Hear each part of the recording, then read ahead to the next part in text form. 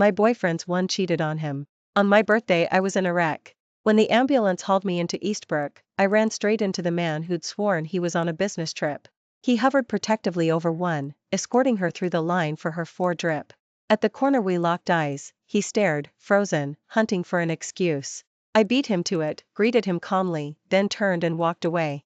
A guy who can't forget his one and a woman happy to play homewrecker, perfect match. After he and I split, the jerk lost everything, and even the baby one is carrying isn't his. 1. The night before my birthday, when Preston texted that he had to fly out and would miss the big day, I felt only a flicker of disappointment.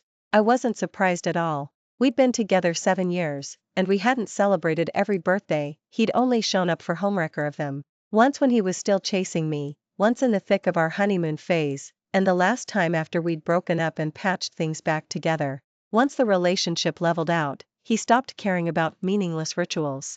The holiday gifts always arrived on time, but his presents didn't. We spent New Year's apart. I'd asked to bring him home to meet my parents, but he dodged with one excuse after another. He'd never once offered to take me to his family either. In time I got used to a life without surprises and quit obsessing over how to mark each occasion. This year I'd never expected him to stick around, so I'd said yes when Lynn and the others promised me a fun birthday. Then, a few days ago, Preston announced he was taking me out, said he'd already booked the restaurant. I felt guilty posting the update in our office group chat. They'd prepped for weeks and cleared their calendars. But they were totally understanding, even giddy. Is Preston finally proposing? A string of replies followed, to them we were solid, just busy. I reflexively shot the idea down, if Preston were going to propose, he'd never pick my birthday. He'd once declared that slipping a proposal or wedding into a day already loaded with meaning was nothing but a cheap way to scratch one future anniversary gift off the list. More importantly, Preston and I had been cold-shouldering each other for weeks. Ever since his one flew home, we hadn't finished a single conversation without it detonating into a fight. I couldn't even remember our last sweet, normal date. Lately he'd been vanishing, and I figured the breakup was maybe days away. Messages kept popping up on my phone. After telling me he couldn't make it, Preston transferred 10 grand so Lynn and I could party hard. But once they heard Preston was taking over tomorrow, they'd already booked themselves solid. I told myself it was just another solo birthday, nothing new. I accepted the transfer. He hadn't bothered with an actual present in ages. Every holiday, every birthday of his, I picked the gift. When the day came, he sent back a matching cash amount. The next morning, my birthday, I woke early. After I finished my usual busy work, I sat by the window with nothing to do. A birthday that felt like any other Tuesday. I glanced at the address of the restaurant Preston had chosen and decided I'd still go, treat myself to the cake I'd been craving. I drove out. Halfway there a semi swerved into my lane, pancaking the passenger side. My forehead slammed into the frame, my leg was mangled, blood everywhere. When the paramedics dragged me into Eastbrook I was filthy, soaked in red, a wreck. Propped on a stretcher, I couldn't move. As they wheeled me toward the ER, we rounded a corner and I spotted the boyfriend who'd been out of town since yesterday. He held a bottle of pills, whispering to someone in the corner. I blinked, wiped blood from my eyes, and yes, it was Preston. And the woman curled against him within 4 in her arm was his one, Stella. 2. Maybe because I looked like a butcher's apron, Preston didn't recognize me at first. The moment the new nurses pushed me past them he did, panic cracked across his face. He sprang up, but Stella only brushed his hand and he froze, hovering to steady her. Maybe the gashes on my head and leg numbed everything else, I felt nothing. Just as they rolled me through the ER doors Preston rushed over, stared at the blood, and managed, "What happened to you?" "Fender bender. I'll live." I shrugged, voice gravel. He rooted in his backpack, produced a thermos meant for Stella, realized it, lowered it awkwardly. "I'll go buy you water." I stopped him before he bolted. "Don't bother. You're here on business with Stella, go take care of her." He stood with his back to me, I couldn't see his face. Before he could turn, the door swung shut behind me. The damage was worse than I thought, a 5-stitch gash across my forehead, bruises blooming everywhere, my leg stitched like a zipper. The doctor ordered me off my feet. When a nurse wheeled me out, Preston was still planted outside.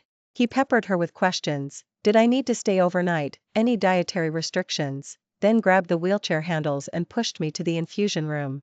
I didn't say a word.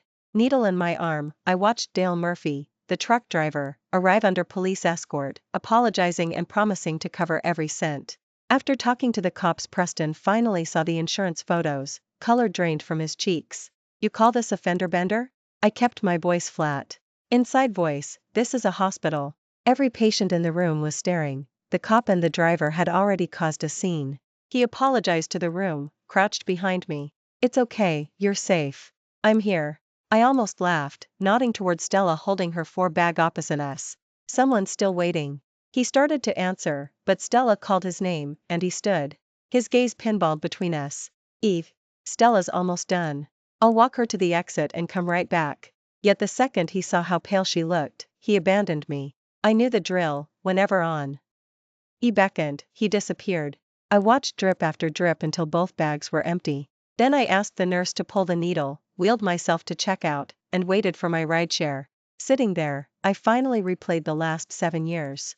Preston had pursued me, and I, secretly crushed on him forever, said yes in a heartbeat. But marriage never came up. When I nudged, he waved it off. Too soon, too busy, not ready, later. I understood, made excuses, until I stepped outside the relationship and saw the truth. He'd never stopped loving his first love. 3. I'd thought 7 years of loyalty would earn me a permanent place in his heart. Stella's return proved how wrong I was. In the end, neither Preston nor the rideshare showed. Lynn did. The former track star lifted me from the chair like I weighed nothing, folded the wheelchair, tossed it in her trunk. She still thought Preston was out of town, afraid I'd be helpless alone. She took me home with her. That had to hurt. Lynn studied my injuries with heartbreak in her eyes, then ordered half the grocery store online, swearing she would fatten me back up. As soon as you're on your feet, we're hitting the temple and burning every last scrap of bad luck. She declared I was cursed, totaled on my birthday, of all days. I laughed and said sure, but my ringtone sliced the sentence in half. Preston's name flashed. Eve, you still at Eastbrook? Good smells drifted from the kitchen, and I realized I was starving. Irritation leaked into my voice. What else do you want? I'm checking on you. I'm your boyfriend, am I not allowed to ask where you are? I watched Lynn set platters on the table and answered, ice cold, so you are my boyfriend. From the pitiful display last night I thought you were Stella's. He swallowed hard, staying quiet until Lynn finished ferrying dishes, then tried again. You don't have the full picture. Stella spiked a fever plus a nasty bout of gastro. She's alone in this city. We've known each other forever. I can't just abandon her. Same script, different day. I'd memorized it 2 years ago. The day after Stella flew back from London, she'd claimed jet lag and food poisoning, and Preston had sprinted to her side. 2 years, and she hasn't collected a single friend. Sarcasm soaked every word. She's not like you, she's introverted. The reflexive excuse rolled off his tongue. I'd heard enough. Got it. Go take care of her, then. I hung up mid-sentence. Lynn, who'd heard everything while balancing soup bowls, cursed him out on my behalf. He'll show up later. Want me to tell him you're out? She asked, ladling broth. I didn't want to go home, but I wouldn't freeload. I'll head back. You've got work tomorrow. She chewed her chopsticks, counting her remaining PTO days. I shook my head, smiling. Aren't you saving those days for a trip with your boyfriend? He'll sulk if you burn them on me. She thumped her chest, gallant. So what? I wouldn't bend, I'd caused enough disruption. After dinner I packed up while Lynn attacked the dishes, then parked myself in the living room to wait. Preston never came. I knew exactly where he was, and sure enough my phone buzzed again, this time a WhatsApp from Stella. Eve, I'm so sorry. I felt awful and begged Preston to take me to Eastbrook. Were you in an accident? I saw all that blood and nearly fainted. Feeling better? Want Preston to bring you soup? There it was, the victory lap. Every time she stole him she followed up with a sugary brag. I sat in my wheelchair, purse in my lap, and thumb-typed one-handed. He's with you right now? Yep. Since the gastro docs put me on clear fluids, Preston's cooking. Come join us if you're bored. A video popped up, Preston in an apron mincing garlic. I screenshotted everything and forwarded it to him. Only after the food was plated did he write back, Stella's been overseas so long her manners are warped. Don't take it personally. You two honestly deserve each other. Stop that. You're my girlfriend. She's NLY my childhood. To change the subject he added, what should I cook for you tomorrow? I stared at the screen until my eyes watered. 7 years, and Preston had never cooked for me, not even instant noodles. I'd always loved puttering in the kitchen, so you're the better chef became his permanent excuse. Funny, turns out he can cook just fine. Lynn patted my back, pretended not to notice my tears. and rolled me to the bathroom. Fresh sheets followed, plus orders to sleep. I was cocooned in blankets when Preston's brother rang. I powered the phone off. Morning arrived on a wave of breakfast aromas. Lynn, guessing I'd be sore, had prepped every soft, healing food imaginable. I eased into my wheelchair and rolled out to find her whispering to her boss over the counter. I should have left yesterday, now she'd burn a half day of PTO for me. The moment she hung up I said, go to work. I'll grab a cab home. Her eyes narrowed at the gauze on my forehead and the brace on my leg. And if you fall when you're alone? After breakfast I insisted, not wanting to burden her further. I speed dialed Preston. He didn't pick up, Stella did. Sorry, Eve. Preston was up all night with me and just crashed. Need me to wake him? The room was quiet. Lynn still heard every syrupy word and looked ready to explode. I raised a hand. Calmly I said, Stella, if your playbook were any thinner you'd be transparent. Tell me, why, after 2 years, hasn't Preston dumped me and reproposed to you? A pause, then the saccharine act resumed, because we're only childhood. He thinks of me as family. Don't misread us. Disgust corked my throat. I ended the call. Lynn drove me home, Preston's and my home, and deposited me on the couch. I limped through the day alone until noon the next day, when Preston finally appeared. I was handing off projects, medical leave paperwork open on my lap, and he rushed over as though he were the invalid. I'm back, Eve. I hit send on the last file, closed the laptop, and IED him. So, where's my home-cooked meal? Without a flicker he wheeled me to the living room, flicked on the TV, and murmured, I'll shop right now. Oh, you do cook? Practice on Stella much? Halfway to the door he froze, hurried back, and knelt, clutching my hand. Her parents asked me to look after her. She's always been fragile, so I nodded. Sure. My parents never made that request, probably because you never met them. Eve. He sounded wounded. I'll take PTO and stay with you. Let's not fight. I'll nurse you back to health, then go back to work. I turned off the TV. Preston, are you short on things to do? I'll cancel meetings for you. I gave a slow headshake. I'm swamped. If you're bored, take a business trip. I let the 2 words drip acid. They were the same words he'd used to justify sleeping at Stella's. Silence. My snide remark always flipped his switch. He'd accuse me of jealousy, never once noticing the insecurity he fed. His darkening face almost made me smile. Almost. We slipped into a fresh Cold War. He stewed, then still cooked an elaborate dinner and wordlessly wheeled me to the table. I never lifted my chopsticks. When he was halfway through his rice he snapped, slammed the utensils down, and barked, You demanded I cook, so why the hell aren't you eating? I swirled the glass in my hand, the warm water inside was already gone. I lifted my head and looked straight at him. These dishes, they're all Stella's favorites, aren't they? I have a light palate, I never touch spice. The surgeon also warned me to avoid anything hot while I heal. But Stella's taste is the exact opposite. She loves chilies, the more the better, so many that the dish itself disappears under a landslide of red.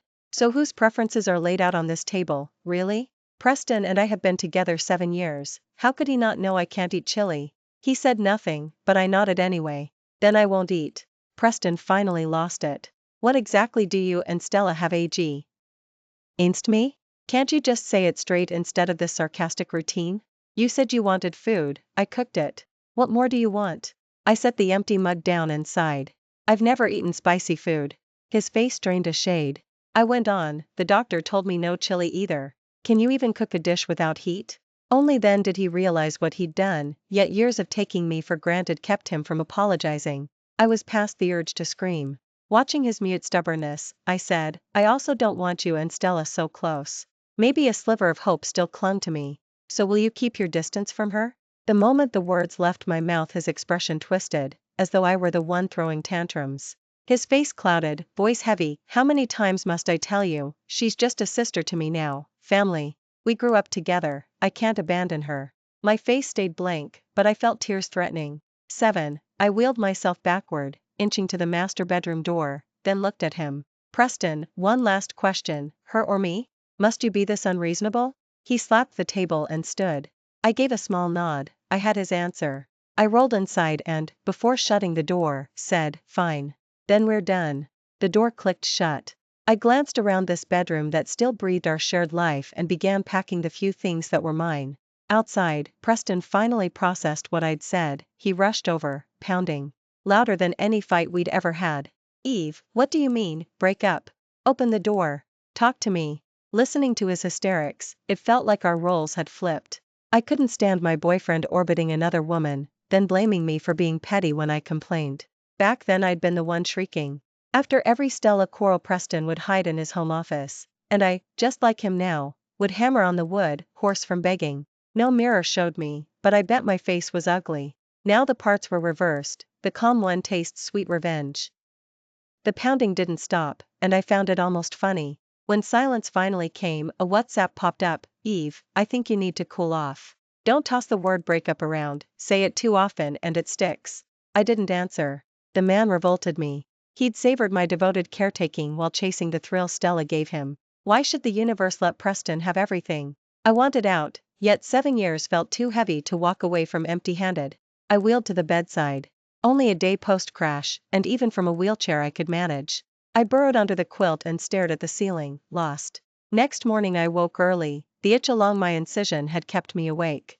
As I rolled out, Preston stepped through the front door carrying soup, dumplings, and soy milk from the corner stand. Without a word he set them on the dining table, then pushed me to wash up. I'd assumed he'd spent the night with Stella, but apparently not. After he parked me at the table and arranged the breakfast, pretending last night hadn't happened, I stared at the dumplings and didn't move. Preston sneered, "These are the soup dumplings you love, not Stella's favorites." A jab at my words from yesterday. My stomach cramped. I realized I hadn't eaten since lunch the day before.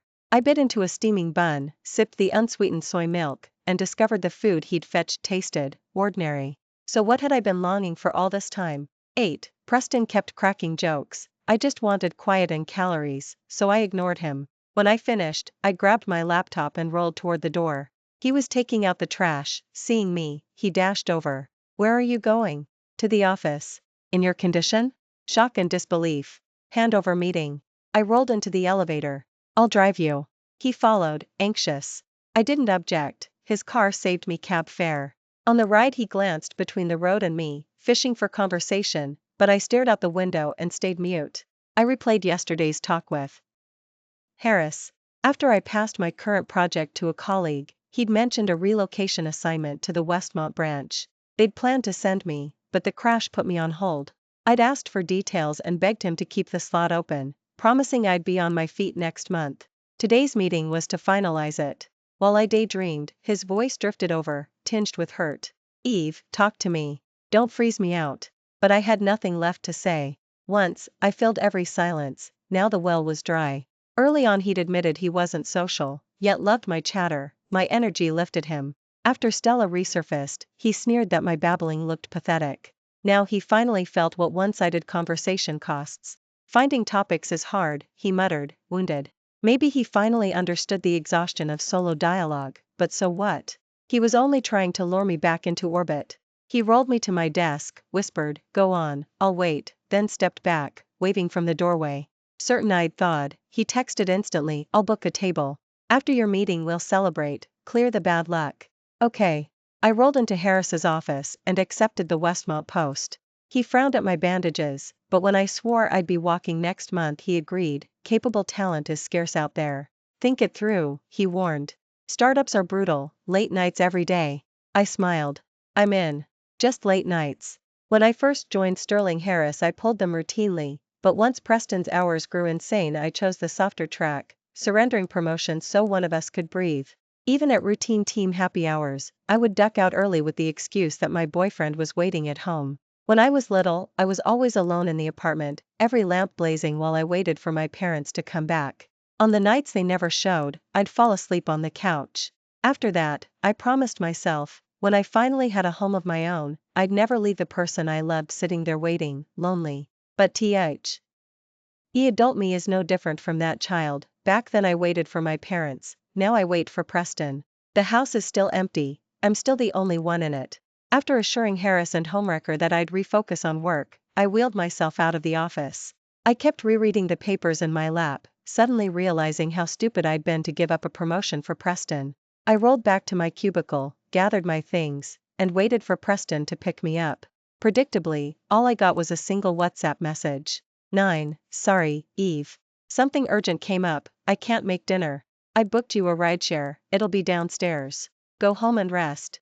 I already ordered food, eat and turn in early. I laughed in disgust. Why had I expected anything else? I opened Stella's chat and typed, "Is Preston with you?" Her reply arrived in seconds, making me wonder if she'd been camped on her phone waiting for me to ask. "Sorry, Eve, my stomach's killing me. I couldn't find anyone else, so I asked Preston to bring my meds. Don't be mad, he'll come get you in a minute." I screenshotted it, posted it to my feed with the caption, "I'm actually shipping these too."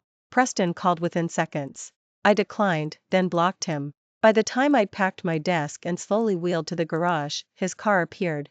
He jumped out, gallantly took the box from my lap, stowed it in the trunk, lifted me into the back seat, folded the wheelchair, and only then climbed in. That was when I noticed Stella riding shotgun. "Sorry, Eve, I figured your leg hurts and the back seat would be roomier, so I took the front. We can swap if you want." The second Preston shut his door, Stella launched into her act. "No need." I didn't want to talk to her, so I answered coldly. She shrank as if I'd barked. She glanced timidly at Preston. "She's still upset, right? I should give her the seat." Instead of the usual comforting, Preston clicked his tongue in irritation. Stella looked even more wounded. Only when I stopped caring about did Stella's face finally come into focus. She really was beautiful. Back in college she'd been the undisputed belle. Preston, claiming childhood privilege, had chased her for months before he finally won her. Their romance had been campus legend until her whole family moved abroad and they lost touch. Years later, Preston started pursuing me. From the back seat, for the first time without jealousy, I studied them. Campus sweethearts, no wonder they looked perfect together. Stella caught my gaze in the rearview mirror and smiled lightly. "Eve, what are you thinking?" "That you two match pretty well," I said, smiling back. Preston hit the brakes. If traffic had allowed, I swear he would have stopped dead. "Stop talking nonsense." He was annoyed. "Not nonsense, just the truth." I shrugged, unafraid. Funny, when I used to treat their bond like a national crisis, he never reacted this way. "Eve, you're still mad. Preston and I are ancient history, just childhood who grew up together, that's all." She twisted around, all wounded innocence. "We only dated because we mistook family affection for love, thank God we ended it in time." Her tone was earnest, Preston's face darkened. "Enough. Love and indifference are equally obvious." When Preston and I fought and split, he didn't flinch. But when Stella denied their past, he brooded, hurt, heartsore. "See? Affection is like a cough, impossible to hide." 10. Stella didn't join us for dinner, Preston dropped her off first. As she got out, she looked as reluctant as an exile. Preston, equally unwilling, turned his head away. "If you're that sad, take her to dinner and just drive me home," I said without looking up. "I'm not," Preston insisted. He denied it, so I let it go. We ate the rest of our meal in silence. On the way back, he finally spoke. "Sorry. I shouldn't have promised," and then backed out. Look at that, Preston apologizing first? Had the sun risen in the west? "It's fine. I don't mind. A heart already dead doesn't wait for epilogue." "Yes. You're not angry?" His face seemed paler. "I'm used to it, Preston. Ever since Stella came back 2 years ago, haven't you always chosen her?" The car was quiet, my voice soft. "When she first returned, she had nowhere to stay, no friends, couldn't manage anything, of course she needed her childhood." I understood. "But 2 years is enough time for desensitization therapy. I've grown accustomed to you picking her over me." Through the rearview mirror I watched the color drain from his face as I asked, "Can you swear you never once wanted her during those years?" We stopped in our building's garage. Preston gripped the wheel. I'll change. She needs to build her own life." He unfolded my wheelchair in silence and lifted me into it. Once I was back in the master bedroom, I spoke again. "I mean it, Preston, we're done." He blocked the door, stubborn. "No. I love you, Eve. I won't break up." His sudden declaration made me laugh. While he stared, bewildered, I wiped the tears from the corners of my eyes. "Preston, in 7 years this is only the second time you've said you love me. The first had been the day he asked me out.